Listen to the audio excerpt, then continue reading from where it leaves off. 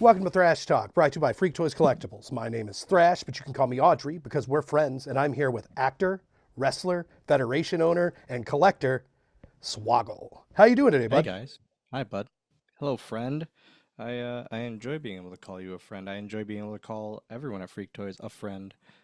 You guys have become that. It is I've gone on record.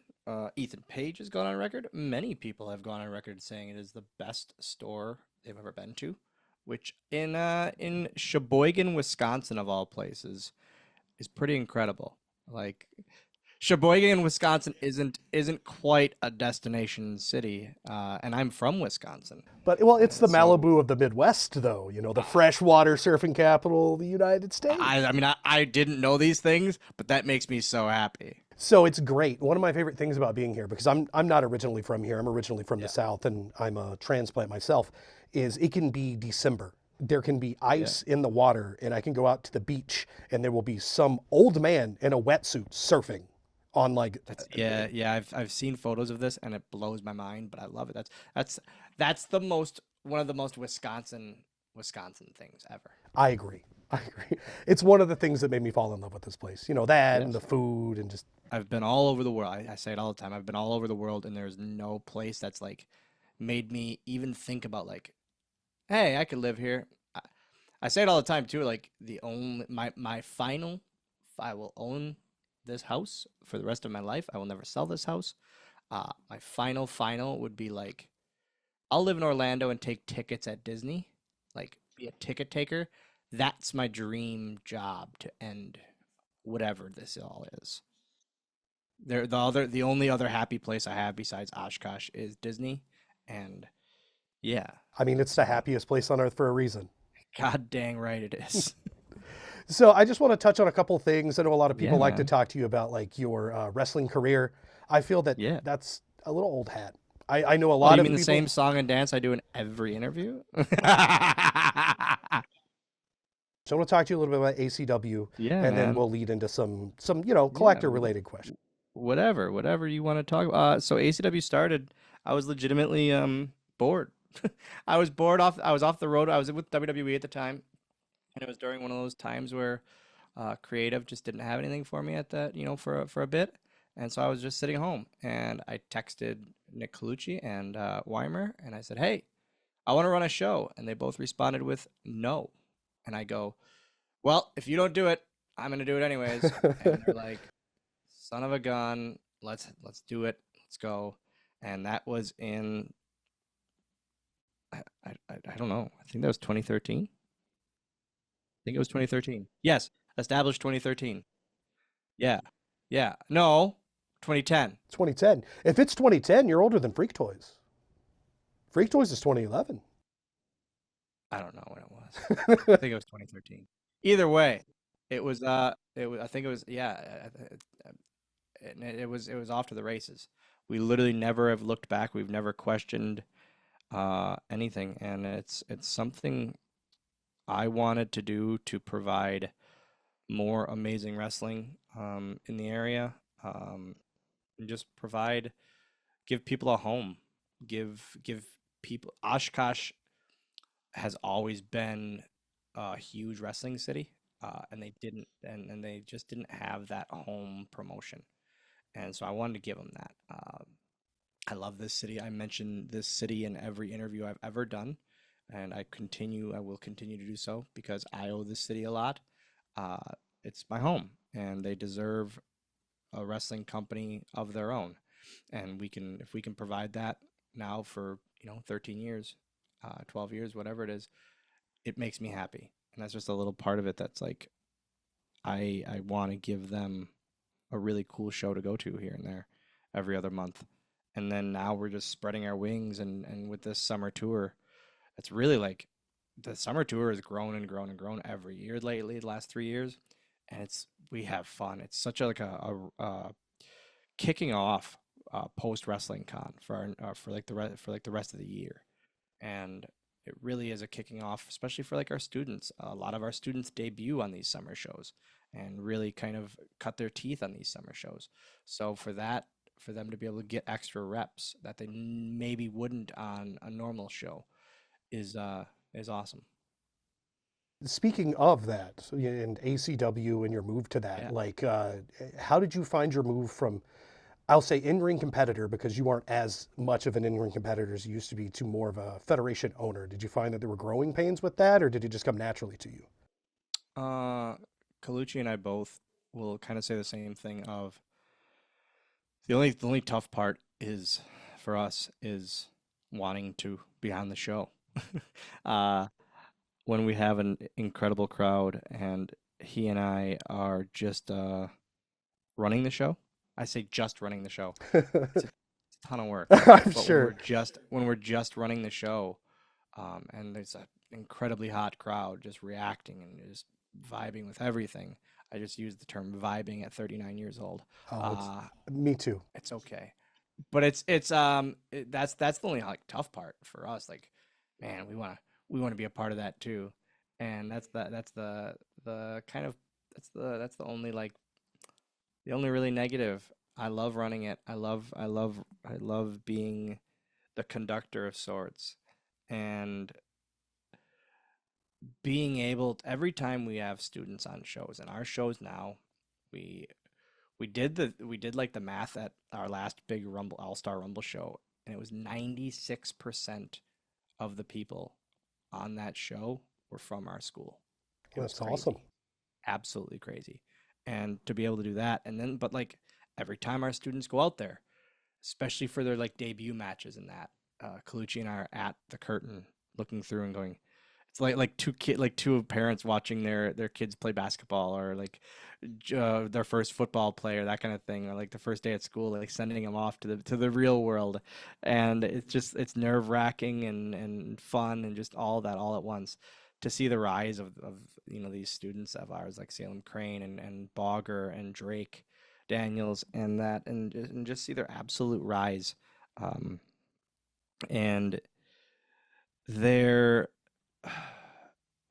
just their self the belief in their self in themselves as well, and going from Bogger. I'll use Bogger as an example. Bogger going to from doing this to literally prove to Binder and I, Colucci, Binder and I, when we randomly said he could, there's no way he could do it, him literally going, all right, and to shove it up our behinds. And just do And it. now he's great, and all of that, and see guys like Sid, who is a is an older gentleman, Hmm. and Steve Sawyer, an older gentleman, to see them hang, and not only hang but like outperform these young kids is awesome. So that's the most rewarding part of it, is seeing the students really excel. You've given me a couple of good lead-ins here. I actually wanted to touch on the fact that you and Nick Colucci, you actually, in June 24th, you have a new training class opening up. Yeah. What do you look for in new trainees? And is there like some kind of hard age limit where you say maybe No, you shouldn't take that no. route? We've trained 17, we've trained 45.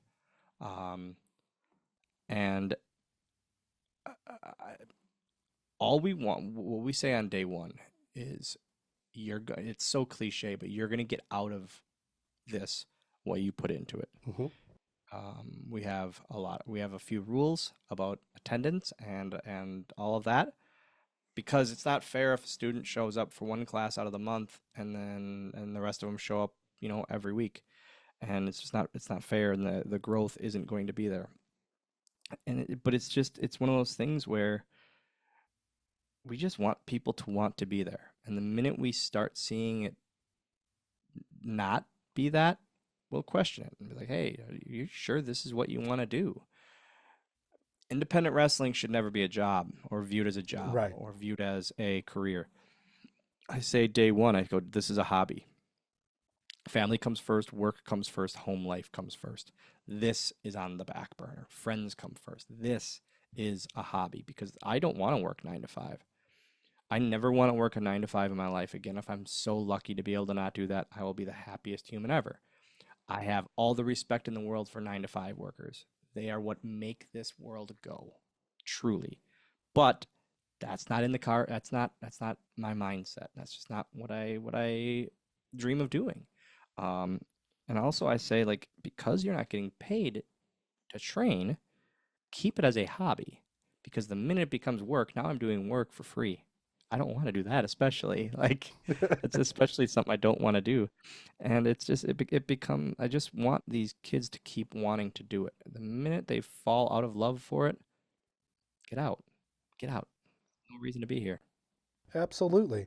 And I love to hear that. I've, a lot of people over the years that I've talked to, they've been like, oh, you age out at 30. Oh, you age out at, 40. There's specific like hard spots where they're like, maybe When don't AJ attempt. Styles is almost 50 years old and he's one of the best wrestlers on the planet, I agree. I cannot question age whatsoever. I'd like to point at, he's really topical right now. Ron Killings is like, I think he's Yeah, man. 58 or something Yeah, along those lines. And he's yeah. still at the top of his career.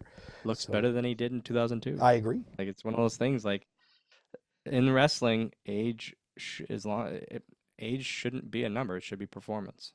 I also like to look at Sting. Like Sting was in his 60s and he was still Yeah. like jumping off of like Yes. entryways and stuff. So Yes. Like an absolute maniac. Yeah. It's all drive and performance. People are 24 and they're past their prime. Like it's never about age to me. I wanted to shoot out there. I know a lot of people are interested in ACW Wisconsin. Yeah. Not the easiest thing to find right now to be able to just watch. Is there any plans for like streaming ACW content in the future? Man, I wish. It's been a battle. It's been something we really, really have always wanted to do. It's finding the right platform, finding the easiest to maneuver platform, and all of that. And it's really one of those things where we want to, Hmm. but wanting to and doing are two very different things. I've realized, as much as I've wanted to argue it, that the physical media market is almost dead. It's very clear. It's still reaching. It's reaching, but it's almost dead. Uh, I've been sticking with physical media. I literally burned the DVDs myself of every show, and so it's one of those things. Like, man, if I don't have to do that, that would be awesome. I think that that's a little more of an endorsement. So now if you buy an ACW show on DVD, there's a It's possibility that literally Swoggle is the one who a burned it for hundred you. percent. It's been printed. The booklet has been printed. The DVD has been burned. All of it's been set up, and if it is done wrong, it was not by me. That's the only batch that wasn't by me. Blame Nick. Yeah, but it's definitely something that we've always wanted to do, Hmm. and it's just finding the platform. And finding a platform nowadays is way harder than just. We hear it all the time. Just upload the footage. Okay, but then what? Where do we upload it? Where do we upload all of these? I mean, we've done over 70 shows. Where do we upload these? And we should be monetizing them. Oh, We'll do it on absolutely. YouTube. YouTube is not monetized. The monetization of YouTube isn't what people think.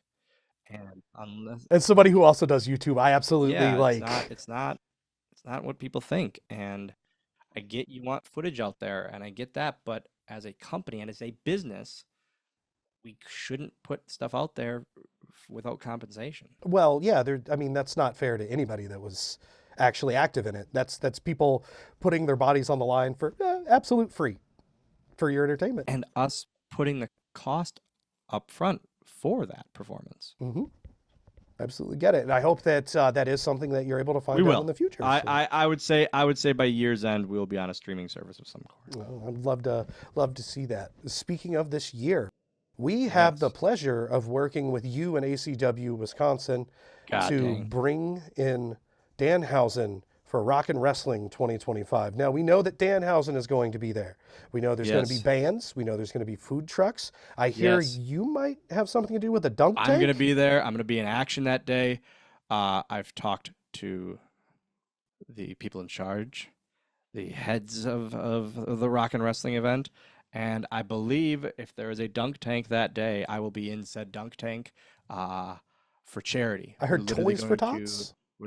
the what? Yeah, that's what we're gonna be doing everything, all money raised from the dunk tank that day will be going to Toys for Tots, and it's something ACW and myself we do a toy drive Hmm. every year, and for Toys for Tots, and so we're gonna add this onto it, and it's gonna be a pretty awesome thing for the holiday toy drive this year. But try to get Matt to get in the dunk tank as well, if you can. I would I'm love. not, God, I hope.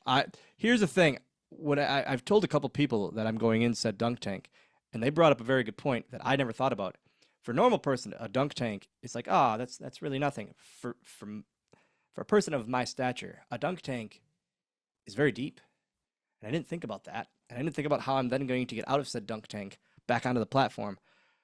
This is going to be something that needs to be seen. I cannot wait to provide more entertainment than just in ring that day because of this damn dunk tank. Okay, may I suggest arm floaties? Oh, it's gonna be. Wait till you see the outfit. I have an outfit planned. I have a full outfit planned. It's gonna be I can't wait. But yeah, it's I'm having a graphic made right now of the dunk tank, of me in the dunk tank, so to promote this event and promote this charitable cause. So come dunk Dylan. Yes. And I'm going to be razzing. I'm going to be one of those like, Yes. man, there was nothing better. There was nothing better than back in the day going to what was called Sawdust Days in Oshkosh. And it was known. There was this clown in this dunk tank that was mean. And there was so much Crown Royal on his breath, I'm sure. But there was just, he was mean to these people and just razzing them.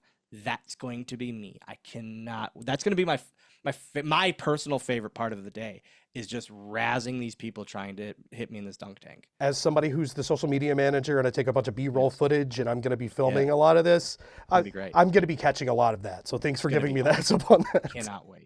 I cannot wait to brutally make fun of every person. It's 2025. You can't get mad at me. I'm a half person. I love it, man. I love how much you own your stature and who you are as a person. I can't not. I say this in a lot of interviews. I just did it with Chris Van Vliet. Great interview, by the way. Thank you, sir. And here's the thing: is like, if you take yourself too seriously, it means you put yourself on a pedestal. I fully believe that, which is ego-driven. I'm the first one to make fun of myself. I don't care if others make fun of me, because I know I'm very comfortable with myself, or at least I portray it well. I'm sure my counselor might say something different. But it's one of those things where I really, really I strive to just like be okay with me, and I have to be. I'm not. It's not one of those things that I can change like that. I can't be like, oh, tomorrow, because I don't like a stature, tomorrow I'm going to be a center for the LA Lakers. It's just not going to happen. Let's be honest here. So I have always dealt with what I've been dealt because there's no other way to be dealt. That's just me. Until robot suits exist. Man, that would be the sweetest thing. I'm waiting to. If it's going to happen. Like if I was like Bicentennial Man. Oh. Robin Williams. Such a forgotten Robin Williams flick. Like I feel like Bicentennial Man is not even on people's Robin Williams radar. Very that's emotional. One of my favorite Robin Williams films. I like it. I remember that in What Dreams May Come came out like really close together, and they were more like dramatic roles for him. That. Oh Jack. yeah. I love Jack.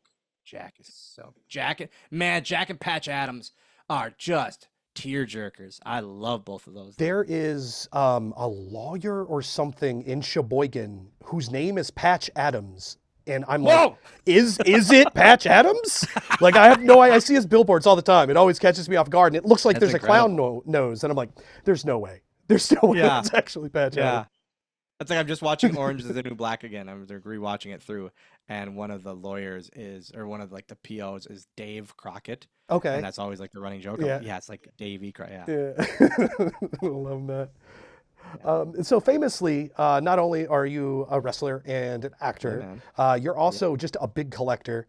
You've been seen on toy hunting videos with Ethan Page and Danhausen. So, I mean, is there anything specific that you're collecting nowadays? Is outside of just standard wrestling stuff? Yes. It's not even like standard wrestling stuff. I have an Ultimate Warrior collection, and I buy every new figure that comes out because I'm a maniac. And also like I love the rare things. 1990 to 1991 WWF merchandise Oh, okay. for the top 5 guys was insane. Toothbrushes, flashlights. I'm on the search. There are light fixture, uh, Switch like the plates? yes, and there's a Warrior one. And man, that's one of the things that's like, man, I need it, but in this day and age, I can't use it anywhere in my house. All of my, I don't have a regular Switch Right. in my house, but I still really, really want it. But it's one of like I really so there's that. I love random Warrior merch. I Hmm. have a few quite rare pieces, and I actually have two two autos. I have one auto, one autograph for sure. I know for sure. I'm trying to think if I have two, but one piece I have autographed is the Series 2 Hasbro Yeah. in the white trunks and the neon tassels. I have that signed, which is pretty awesome because it's like, man, that was my favorite figure, especially of him, and it's in box. And And he yeah, springs yeah. up. No, no, that's Series 1. Is that series one? That's Which Series one's 1. series two? Series 2 is the white with the Gorilla Press on it. Oh, Like yes. really, Okay. like Yeah, the yeah, yeah. crazily jacked and orange guy. Yeah, yeah. Okay, I got Yeah. you. But so I have that signed. Like I say, I think there's another piece I have a signature on. I don't remember what it is. But I just love that like series from like 90 to 92 of random merch. Uh, and but then I'm like a collector too of Muppet stuff. Like it's insane. I just got a really cool piece with Muppet Vision 3D closing couple months ago. Rest A in fan, peace. yeah, Landon and I flew there the last day. It was insanity. But a fan was crazy, and he got a menu, an original menu Hmm. from Pizza Rizzo, and Oh, he sent it to me as a gift. So it's like I collect, but if it were like all Muppet stuff, it would be nuts. I'm not like particular. If it's gift, I will always keep it. Uh, but it's always just random stuff that like pops in my mind of, oh, that would be really cool, or like there's this like a really cool art piece and that kind of thing. But other than that, that's really all I collect. Thank God I'm not into sports. I hate sports. sure. I'm very thankful. I'm very thankful I hate sports with a passion, and I always have like never been into sports. So like I want a Dan Marino autograph. That would be pretty sweet. I want to meet Dan Marino. That's all like the last thing on my bucket list is Dan Marino and Kevin Hart. Like those are the only two people I really, really would like to meet in this world. Is Dan Marino Uh because of like Ace Ventura? no, I was a Dolphins fan when I was young because my sister was. And when I had my first back surgery in 92, my mom wrote to him and he sent me an assigned 8x10. And it was like it was the coolest That's thing ever. that's And like a sweet. bunch of swag. So it was really, really cool. And it's something like so Fanatics has him in Yeah. as a but with signings here and there, and me being now under a WWE Legends deal, I do signings for Fanatics too. So it's like, man, if they could connect the dots here, that would be, whew, that's my one. That's my one I need. My one dot connection I need is Dan Marino, and I'm hoping it's gonna happen. It's in the cards. It's in the cards for it to happen, and yeah, it'll be a really, really cool thing. 'Cause I'm fully ready to like bring the autograph that he signed for me just to like tell him the story. Can you And it's like sign? Can you autograph the autograph that you autographed for me? literally like but then I was like, man, what do I have him sign? And I have to have like a football. I got to bring a football for sure. And that's what I have to have him sign again. But yeah, it's really, really cool. It's something I really hold close to me. You touched on your love for the Muppets earlier. Is there any specific Yeah. Muppet that you would consider your favorite? Animal is by Yeah. far my favorite. Then it's like randoms, like Sweetums. Bogger is one of my best friends. And once a week, I go, all right, Bogger, name that Muppet, just to piss him off because I think his hatred for the Muppets is because of my love for the Muppets so much, and he just doesn't get it. Um, You just force him to and watch Muppets in Space over and over. He'll get it. oh man, I love Muppets from Space. I love Muppets from Space, and everyone hates it. I I love it. love it. It's so good. My But favorite Muppet is Pepe the King Prawn. So obviously Muppets in that's Space another one where is he gets really pissed off at it because I was like, Sam the Eagle, and yeah. he goes, what are these names? He goes, these names they're so creative. yeah, it's the big the bird. And he keeps like he would say the shit like that, and he goes, Big the bird. they're creative. So the other day I sent him uh I sent him Dr. Teeth, and he was like, I said he's the leader of the band. He goes, let me guess, Frankie Frontman, and it was like something like that, or Doc. He goes, Johnny Golden Teeth. There's something like he just has these stupid names that he makes up, but it was so I love it, I love it. And then in Muppet Treasure Island, there's a gag in it where it's old Tom, dead Tom, old Tom, really old Tom, and dead Tom are three characters.